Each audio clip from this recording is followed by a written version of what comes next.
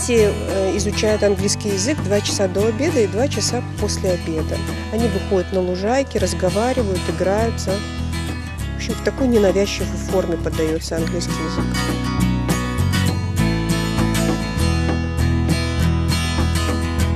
Мне здесь нравится, как преподают английский язык. Многому мы уже здесь научились. Многим словам разговаривать на английском, правильное произношение и писать правильнее.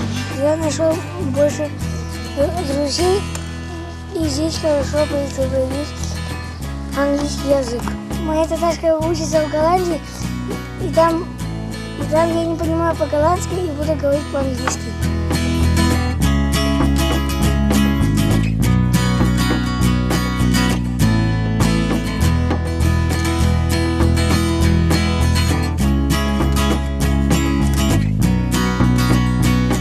Мы посетили музей Амедхан Султана в Алупке.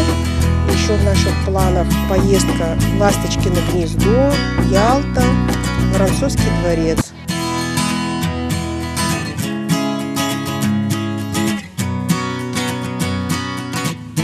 Мы немного познакомили детей с крымско-татарским орнаментом, рассказали о нем. И сегодня мы лепим семейное древо, где каждый элемент означает члена семьи. Я один раз рисовала орнаменты и рисовала их, а теперь я их леплю. Оказывается, это тоже лучше делать, чем рисовать. Мы сейчас делаем поделки из пластилина. Сейчас я делаю ромбики. Из-за этого получится крымско-татарский орнамент.